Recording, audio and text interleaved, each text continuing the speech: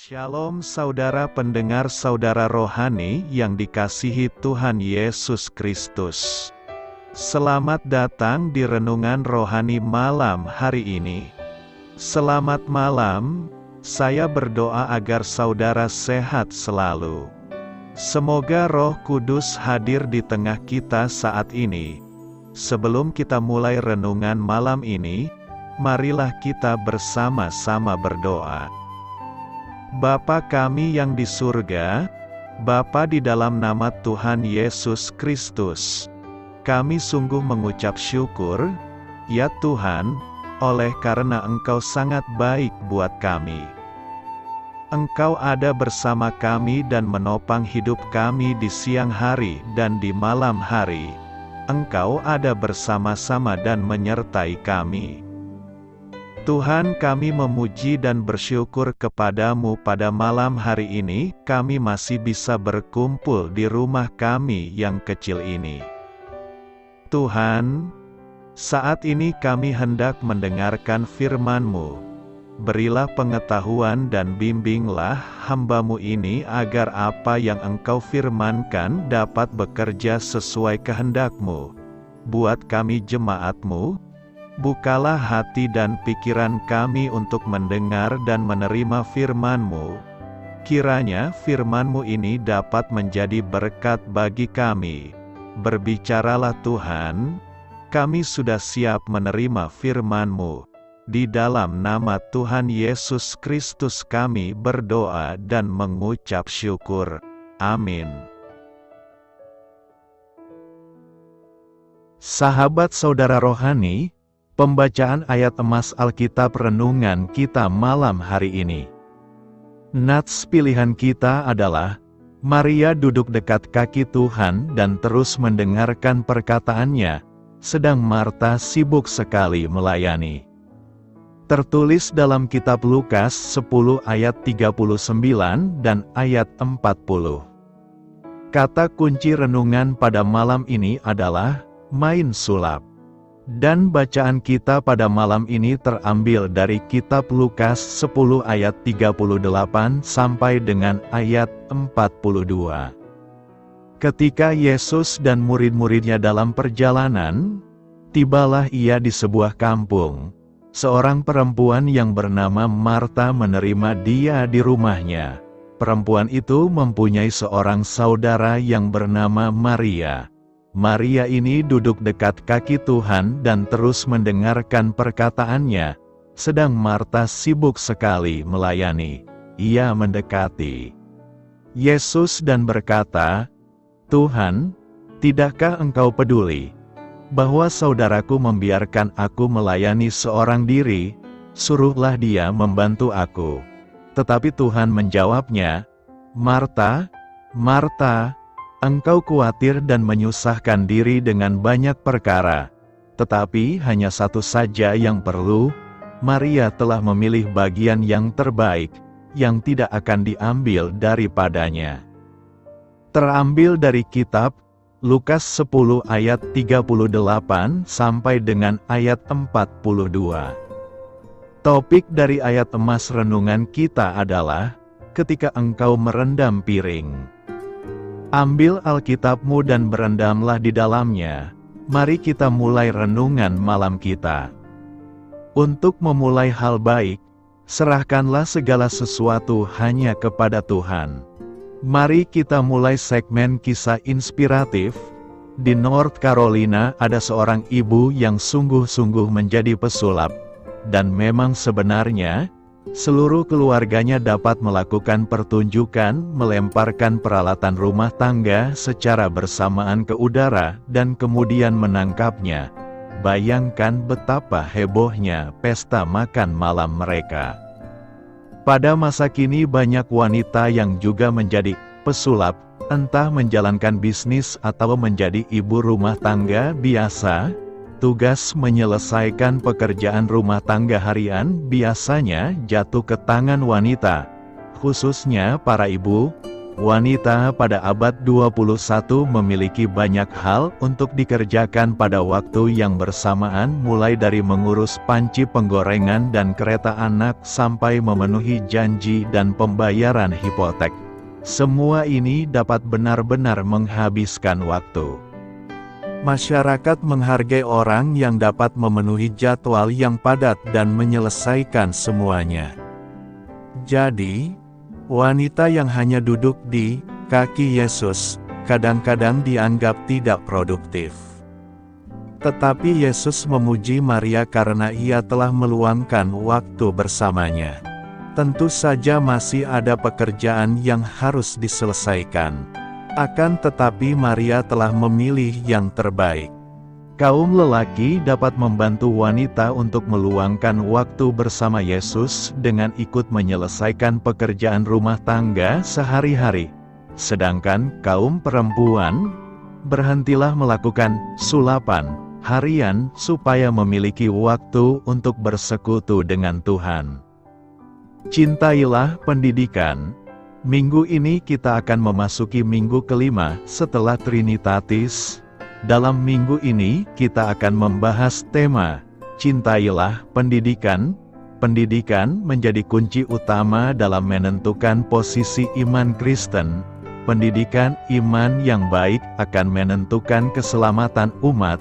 Jika pendidikan iman kita bagus dan sesuai dengan isi kitab suci, maka iman warga jemaat akan bertumbuh semakin dewasa, berakar dan berbuah. Dalam khotbah hari ini, kita akan belajar bagaimana proses pendidikan iman itu terjadi. Ada beberapa pokok pendidikan iman yang hendak kita gali dalam teks ini, yakni: pertama, soal menghakimi. Sering kita mendengar pengajaran atau pendidikan yang mengatakan, jangan menghakimi. Sehingga banyak kita salah menafsirkan teks ini dengan mengajarkan bahwa kita dilarang untuk menyalahkan orang lain, mengecam orang lain, melakukan siasat gerejani terhadap seseorang yang melanggar hukum gereja, hukum negara, dan hukum adat. Bahkan ekstrimnya kelompok paham ini menjadikan dasar teks ini untuk melarang adanya pengadilan. Apa dasar kita bahwa pemahaman tadi bukan merupakan pendidikan atau pengajaran yang benar? Baik Perjanjian Lama maupun Perjanjian Baru, pengadilan bukan hanya diizinkan, tetapi diharuskan. Yesus sendiri mengecam dan mengutuk orang Farisi dan ahli Taurat. Yesus membolehkan kita menghakimi dengan adil. Lalu pertanyaan kita sekarang adalah, lalu apakah pengertian yang benar tentang penghakiman itu? Jika kita membaca teks ini, maka kita akan menemukan fakta bahwa larangan menghakimi itu kelihatannya ditujukan kepada para ahli Taurat dan orang Farisi, dan atau orang-orang segolongan dengan mereka, semisal menganggap diri sendiri benar, terlalu gampang dan cepat menyalahkan orang lain, tanpa mengetahui seluruh persoalannya lebih dulu. Mengecam tanpa kasih atau belas kasihan, membesar-besarkan kesalahan orang lain. Merasa senang pada saat bisa menemukan dan mengecam kesalahan orang lain. Kepada orang seperti ini kita layak memberikan penghakiman, kecaman, dan hukuman, karena mereka telah bertindak tidak benar. Pelajaran yang hendak kita petik dari teks ini adalah kita boleh saja menghakimi orang yang telah melakukan kesalahan, yang melanggar norma-norma hukum, agama, dan adat, dan orang-orang yang segolongan dengan orang ahli Taurat dan orang Farisi tadi. Pelajaran lain yang hendak disampaikan teks ini kepada kita adalah agar kita tidak mudah memberikan penghakiman kepada orang lain, karena kita sendiri mempunyai banyak kesalahan, bahkan mungkin kesalahan yang lebih besar. Ciri murid Yesus yang sejati adalah tidak mudah menghakimi. Orang yang menghakimi atau menghukum akan dihakimi atau dihukum baik oleh manusia dan juga oleh Allah. Dengan demikian kita hendak simpulkan dari ayat 37 ini bahwa menghakimi itu ada dua sisi, yakni pertama, menghakimi secara negatif. Maksudnya penghakiman itu dilakukan seseorang ketika ia sendiri tidak mengenal kebenaran dan tidak hidup dalam kebenaran. Namun ia selalu bicara kebenaran yang tidak dikenali atau dihidupinya. Penghakiman ini biasanya dilakukan oleh orang munafik yang tidak mau hidup dalam kebenaran, meski sudah diajarkan dan tahu mengenai kebenaran.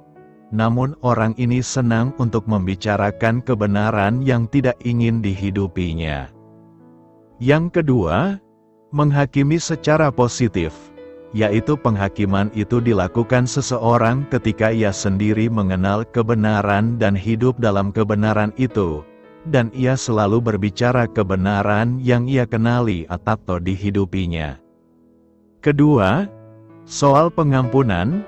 Dalam konsep pengampunan, hal pertama yang harus kita lakukan adalah kemampuan untuk mengambil posisi orang yang bersalah, bukan ambil posisi orang yang sedang berhak memberikan penghakiman apapun. Ini pengertian yang dikandung di dalam kalimat, jangan menghakimi. Maksud menghakimi adalah jangan terus pikir menentukan nasib orang. Sekali-kali pikir bahwa dirimu pun bisa dalam posisi mendapatkan atau memohonkan belas kasihan dari orang lain. Miroslav Volf, seorang teolog Kroasia, dalam bukunya The End of Memory, mengatakan bahwa pengampunan itu seringkali disalah mengerti. Salah mengerti itu adalah kita merasa pengampunan itu bisa diberikan tanpa kita punya rasa benar dan salah atau sense of right and wrong. Kita tidak bisa mengampuni sebelum kita punya sense mana benar dan mana salah. Kita mesti punya ketegasan, mesti punya pengertian dulu membedakan mana yang boleh mana yang tidak. Sehingga saudara tahu persis kalau orang bersalah. Kepada Volf mengatakan pengampunan berarti mengingat kesalahan tapi tidak menimpakan apa yang harusnya ditimpakan kepada orang yang melakukan kesalahan. Ini merupakan satu bijaksana, satu skill hidup yang luar biasa berat, dalam dan sangat indah untuk kita jalankan. Bagaimana menjalankan konsep keadilan tetapi mempraktekkan pengampunan lebih besar daripada pernyataan keadilan. Maka waktu kita bertindak dengan prinsip kasih dan pengampunan. Ketiga, soal memberi. Soal memberi ini sebenarnya ada kaitannya dengan soal pengampunan di atas. Untuk memudahkan kita mengampuni orang, maka penulis Lukas memberikan alegori ukuran memberi dalam ayat 38 ini. Orang pelit jika hendak memberi selalu berpikir memberi dengan lebih sedikit. Bahkan berusaha untuk tidak memberikan kepada orang miskin. Kebiasaan orang Yahudi, jika kita mengangkut karung, jika satu karung tinggal maka yang tinggal itu wajib menjadi bagian orang miskin. Kalau orang pelit mau angkut karung, dia akan teliti sekali jangan sampai ketinggalan. Tradisi lain, kalau petik anggur, waktu jatuh ke bawah tidak boleh pungut, karena yang jatuh ke bawah itu milik orang miskin. Maka waktu orang pelit petik anggur, hati-hatinya luar biasa. Ini yang pelit. Tapi yang murah hati sengaja tinggalkan, sudah ikat berkas-berkas gandum. Demikian juga ketika orang miskin ketok pintu rumah memohon gandum atau jagung, biasanya, mohon, saya dan anak saya lapar, bolehkah beri makanan? Biasanya mereka tidak bawa apa-apa kecuali baju dan baju itu ditadahkan untuk dicurahkan. Kalau orang pelit, selalu memberikan berdasarkan gelas ukur. Mereka akan ambil gandum kemudian mereka akan curahkan ke baju yang ditadahkan, karena kalau cuma pakai tangan muatnya sedikit, tapi kalau pakai baju lumayan, makanya bajunya orang saat itu longgar-longgar. Mereka curahkan, taruh di baju, dan orang-orang yang pelit itu biasanya akan ambil sekenanya, Karena peraturan mengatakan gelas ukur tidak boleh tangan.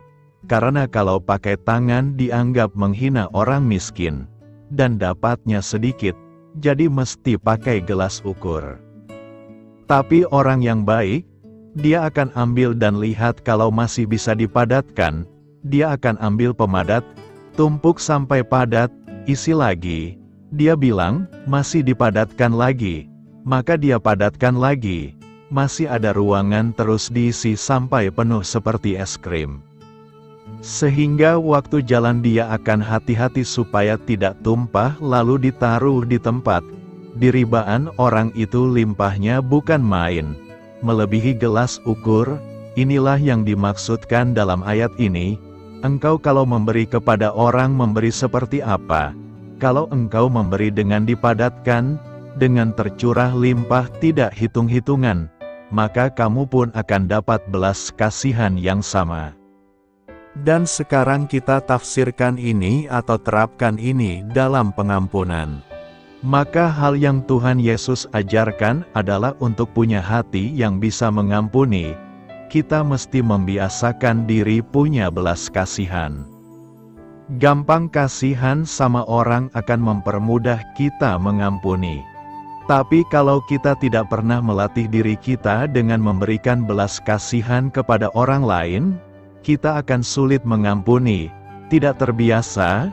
Jadi perlu ada latihan spiritual untuk mampu mengampuni, yaitu membiasakan melihat orang lain lalu merasa kasihan. Ada orang kalau lihat orang lain jahat langsung tuduh, langsung tangannya tunjuk dan mengatakan, hukum. Tapi ada orang yang lihat langsung pikir, mungkin keluarganya perlu, mungkin dia kepepet, mungkin, ini serangkaian mungkin yang muncul di dalam hati orang yang belas kasihan. Dan Tuhan mau kita menjadi orang yang seperti itu. Sehingga ketika kita menghukum dengan tidak tega. Ketika terpaksa menjatuhi hukuman kita tahu ini demi keadilan bukan demi memuaskan hawa nafsu. Keempat, soal orang buta, ayat ini hendak memberikan pendidikan dan pengajaran bagi kita bahwa soal pengampunan itu bukan hendak diteorikan, melainkan dilakukan dan dihidupi. Tuhan Yesus bukan pengajar pengampunan, tetapi Dia pemberi pengampunan yang mengajak kita juga untuk mengampuni. Sebab Tuhan Yesus di atas kayu salib Dia mengampuni. Di atas kayu salib dia berdoa kepada Tuhan, ampunilah mereka. Jadi Kristus mengatakan, kalau aku tidak lakukan, aku cuma orang buta dan orang buta tuntun orang buta, pasti jatuh ke dalam lubang. Siapa yang bisa menuntun kita lebih baik daripada Kristus mengenai pengampunan? Maka Tuhan Yesus adalah contoh yang sempurna untuk pengampunan. Itu sebabnya Tuhan Yesus mengatakan, kalau cuma orang buta yang tuntun kamu mengampuni, dua-duanya akan jatuh ke dalam lubang. Tapi Tuhan Yesus bukan orang buta, karena Dia adalah yang memberi teladan. Kelima, soal keteladanan, ayat ini hendak mengajarkan kepada kita bahwa Tuhan tidak minta kita mengampuni dengan cara yang lebih besar dari Dia. Tapi Tuhan juga tidak minta kurang. Tuhan mau kita mengampuni sama seperti Dia sudah mengampuni. Maka Tuhan Yesus yang sudah menjadi contoh mengatakan, Aku gurumu dan kamu lebih rendah dari aku. Tapi aku sedang bimbing kamu supaya kamu sama dengan aku. Dan aku tidak akan pernah tuntut kamu lebih dari aku. Ini guru yang baik. Guru yang baik tidak suruh sesuatu yang dia sendiri tidak kerjakan. Tapi guru yang baik akan tuntut supaya orang yang dibimbing sama dengan dia. Keenam, soal selumbar di mata saudara kita. Ayat ini hendak memberikan pengajaran bagi kita bahwa kita sering menjadi ahli kalau disuruh bikin daftar kesalahan orang. Setiap detail kesalahan orang kita tahu, tapi kita tidak punya kemampuan untuk menulis kesalahan kita sendiri. Kita pasti bingung. Ini namanya balok tidak kelihatan tapi debu kelihatan. Maka Tuhan Yesus mengingatkan mempunyai kemampuan mengampuni, harus lihat kejahatan, kekurangan dan kelemahan diri lebih besar dari usaha melihat kelemahan orang. Mari kita coba lakukan ini. Di dalam keluarga itu selalu ada kesulitan. Tapi satu-satunya kemungkinan kesulitan itu berhenti adalah kalau kita dulu berubah. Kita meminta orang lain berubah, sampai Tuhan Yesus datang kedua kali. Dia tidak berubah-ubah, tapi kita bisa mengubah diri. Maka sebelum orang lain berubah, diri kita sendiri dulu berubah, setidaknya ada 50% masalah selesai. Itu sebabnya Tuhan Yesus mengingatkan jangan lihat debu di mata orang, padahal di mata kamu sendiri ada potongan kayu. Coba keluarkan potongan kayu, baru kemudian bisa lihat debu kayu yang ada di mata orang lain. Yesus penggenapan firman Allah. Yesus menggenapi firman Allah.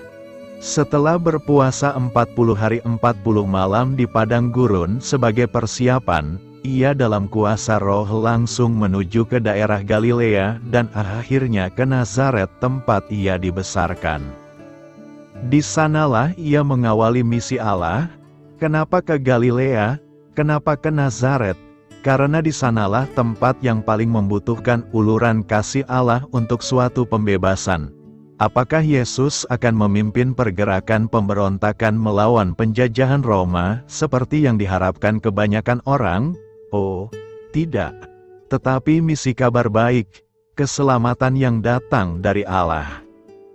Tidak ringan tugas yang harus dilaksanakannya, mengajar, menyembuhkan, dan melayani orang-orang yang membutuhkan pertolongan. Hingga akhirnya dirinya sendiri rela ia korbankan untuk tebusan dosa manusia. Untuk melaksanakan misi yang berat tersebut tentu saja dibutuhkan komitmen yang kuat, motivasi yang jelas, keteguhan hati, pengabdian penuh, serta kerelaan berkorban. Hanya memang, setiap pekerjaan sebaik apapun dilakukan, tak ada yang tanpa resiko atau tantangan dihadapi. Demikian pun dihadapi oleh Yesus. Apa tantangan yang dihadapi oleh Yesus? Sejak awal kedatangannya di daerah Galilea, sudah tersiar kabar tentang dirinya. Cara ia mengajar membuat banyak orang terfana karenanya. Orang jadi terkagum-kagum dibuatnya. Yesus dipuji semua orang. Ibarat selebritis, Yesus sekarang sedang naik daun. Penggenapan firman Allah dalam diri Yesus tercatat dalam Lukas 4 ayat 16 dan ayat 17 mengisahkan tentang Yesus yang datang ke Nazaret, kampung halamannya.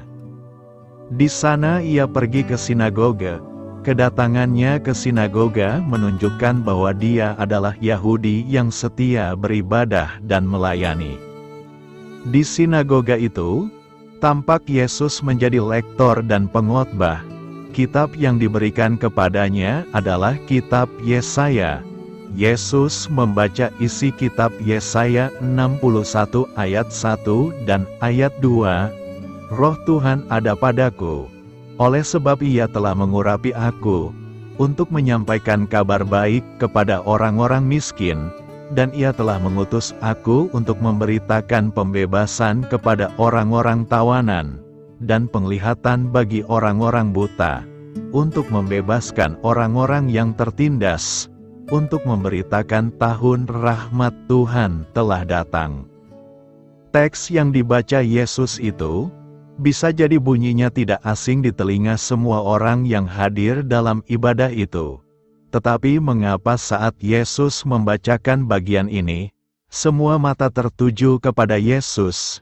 Mengapa semua tampak heran? Semua tampak heran karena melihat bahwa firman Tuhan yang pernah disampaikan Yesaya ratusan tahun sebelum Yesus berkarya hendak digenapkan oleh Yesus. Karena Yesus berkata, "Pada hari ini genaplah nas ini sewaktu kamu mendengarnya." Melalui Alkitab yang dibacanya, Yesus mengingatkan semua yang hadir di rumah ibadah itu. Sesungguhnya Tuhan menyertai kehidupan umat-Nya. Tuhan menjadi sumber kehidupan. Mereka yang miskin, tersisih, tertindas, menderita, berbeban berat dihargai oleh Tuhan. Semua umat Allah tidak ditinggalkannya. Bahkan dalam keadaan terpuruk pun, Ia hadir untuk memberi kekuatan yang baru. Namun umat seringkali tidak mendengarkan sapaan dan berita Allah itu. Dalam keadaan miskin, tertindas, menjadi orang-orang yang berbeban banyak yang tidak mendengar suara Tuhan. Tidak jarang juga malah menutup diri bagi Tuhan. Jika demikian, tidak mengherankan jika keadaan hidup makin terpuruk, menderita, tertekan dan berbeban. Karena itu, Yesus mengatakan, "Hari ini genaplah nas ini sewaktu kamu mendengarnya." Sabda Tuhan itu digenapkan dalam kehidupan umat saat umat mendengar suaranya. Sabda yang diproklamirkan Yesus merupakan pembebasan bagi umat agar mereka memiliki semangat berkarya bagi Allah dan sesama. Sabda Allah merupakan sumber kekuatan bagi umat. Di sana ditemukan peneguhan sekaligus peringatan. Israel yang kehilangan pengharapan beroleh peneguhan Allah sehingga dapat melihat kembali janji Allah yang dinyatakan sejak nenek moyang mereka. Daud menjadikan Taurat sebagai penuntun hidup setiap hari. Taurat itu membuatnya memiliki hikmat dalam menjalankan karya Allah. Yesus memberitakan kabar baik supaya setiap orang beroleh kemerdekaan. Bagaimana dengan umat masa kini? Umat masa kini telah mendengar kabar gembira melalui Yesus Kristus. Melaluinya umat diarahkan menuju hidup dalam rahmat Allah setiap hari. Karena itu dalam menjalankan karya, umat mesti mendasarinya berdasar sabda Allah. Pertanyaan kita sekarang adalah apakah tugas dan karya Yesus setelah Dia menggenapi firman Allah itu? Ada beberapa karya yang telah dilakukan Yesus setelah Ia menggenapi firman Allah itu, yakni: pertama, Yesus menyampaikan kabar baik. Kabar baik yang dimaksud di sini adalah Injil. Jadi Yesus datang untuk memberitahukan kepada umat manusia tentang misi penyelamatan yang dilakukannya untuk menyelamatkan manusia dari maut akibat dosa-dosa yang telah manusia lakukan. Kedua, Yesus memberitakan pembebasan kepada orang-orang tertawan. Orang-orang tertawan berarti setiap orang yang masih menjadi hamba dosa. Yesus datang untuk membebaskan orang-orang yang masih bergumul dan terikat dengan dosa. Dengan hidup tetap di dalam firman dan kebenarannya, maka kita pun akan dimerdekakan dari ikatan dosa. Ketiga, Yesus memberi penglihatan kepada orang-orang buta. Orang-orang buta dipakai untuk menggambarkan manusia yang masih hidup di dalam dosa dan kegelapan dunia. Yesus datang untuk mencelikkan setiap mata rohani yang masih buta dan memberi terang agar setiap orang dapat melihat siapa yang seharusnya mereka ikuti. Apa yang hendak kita renungkan dari khotbah saat ini? Pertama, penggenapan firman Tuhan dimulai dari tempat yang dulunya tidak diperhitungkan.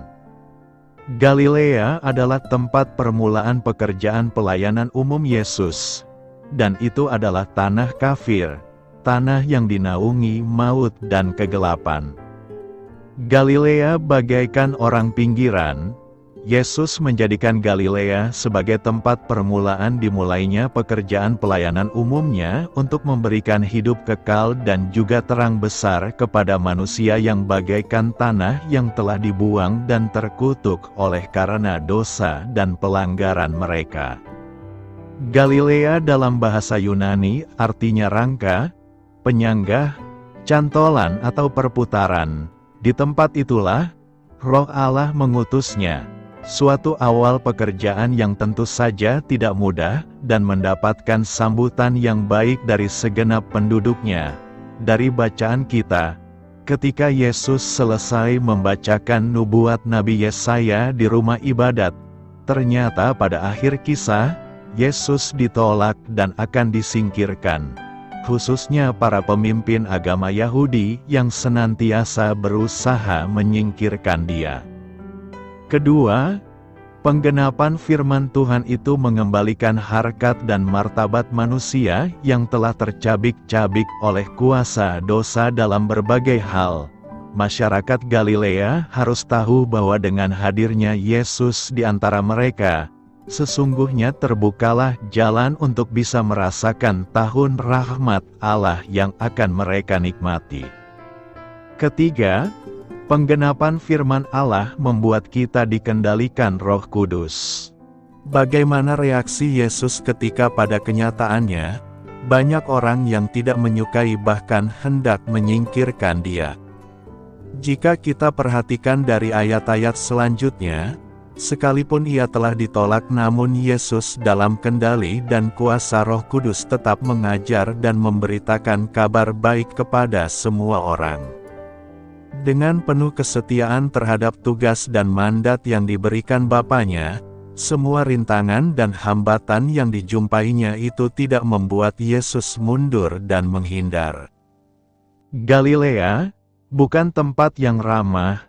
Dunia tempat kita berada dan hidup ini pun sesungguhnya bukan pula tempat yang welcome atas upaya karya pembebasan Allah.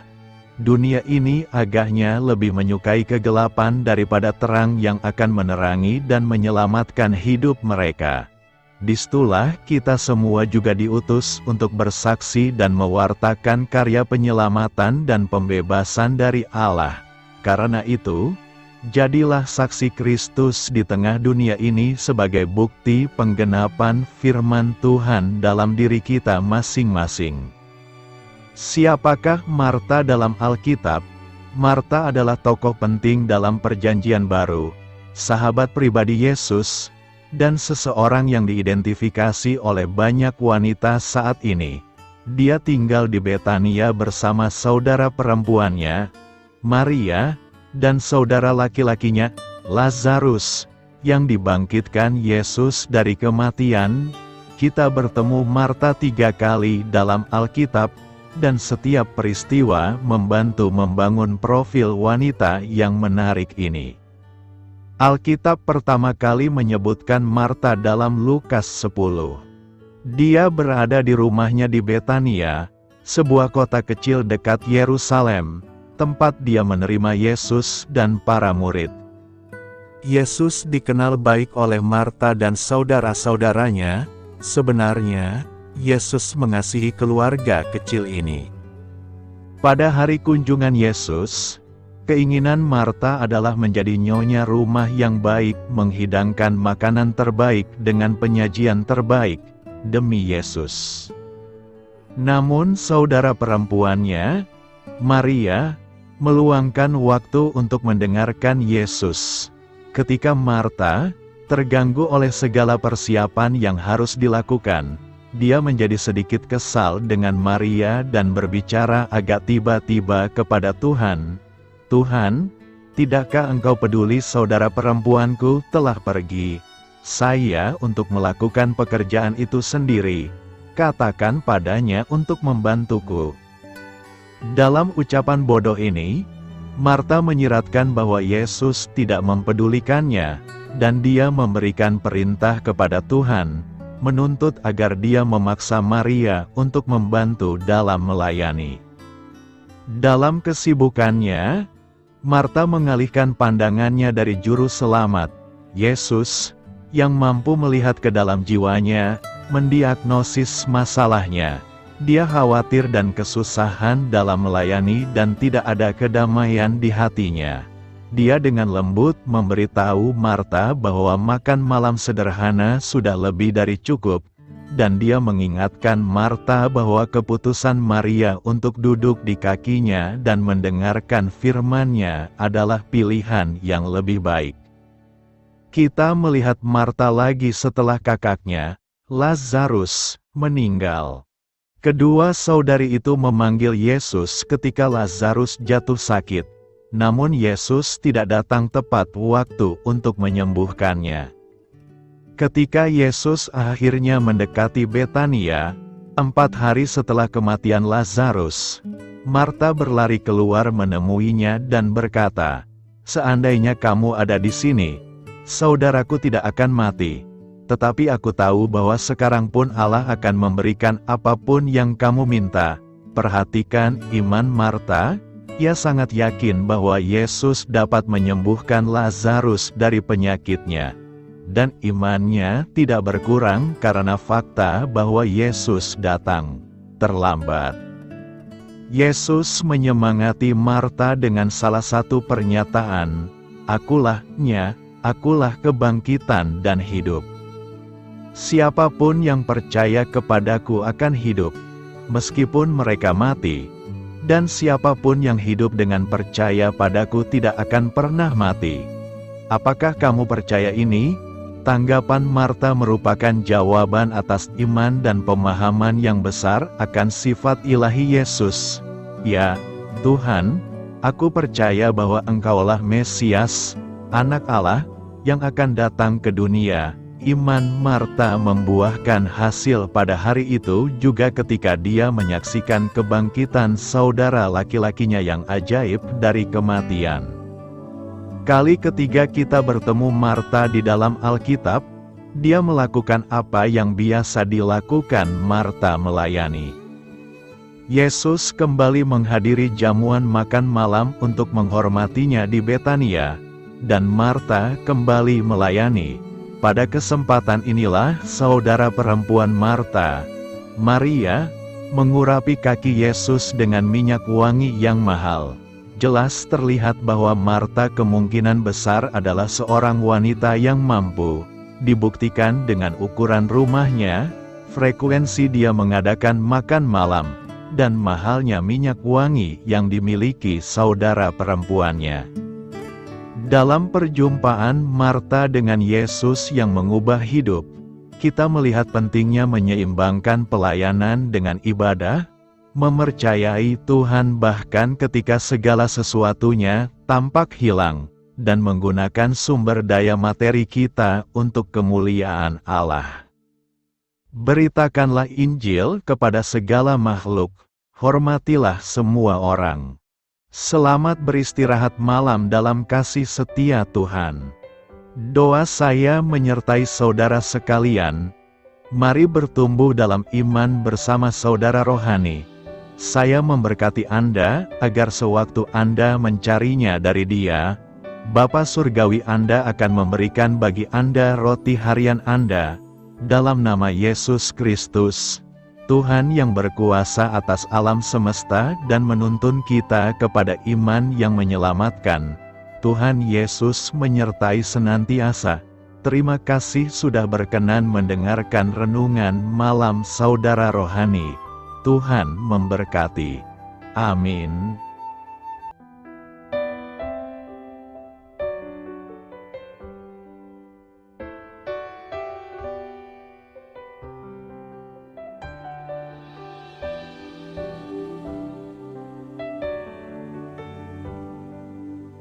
Marilah kita renungkan, sahabat saudara rohani, demikianlah renungan firman Tuhan malam hari ini. Semoga menjadi berkat di dalam hidup kita dan menjadikan kita pribadi yang lebih baik. Sebelum kita beristirahat pada malam hari ini, marilah kita berdoa. Bapa kami yang di surga, Bapa di dalam nama Tuhan Yesus Kristus, kami sungguh mengucap syukur, ya Tuhan, oleh karena Engkau sangat baik buat kami. Engkau ada bersama kami dan menopang hidup kami di siang hari dan di malam hari. Engkau ada bersama-sama dan menyertai kami, ya Tuhan Yesus.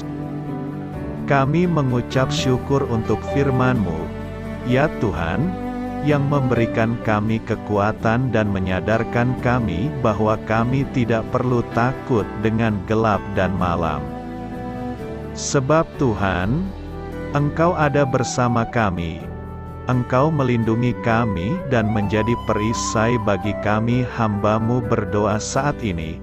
Tuhan, untuk setiap pendengar renungan ini yang mengalami ketakutan, kecemasan, kegelisahan, pada situasi gelap dan malam hari di dalam nama Tuhan Yesus Kristus.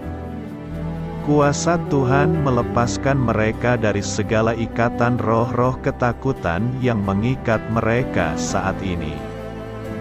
Tuhan melepaskan setiap anak-anak-Mu dari segala rasa takut dan kecemasan.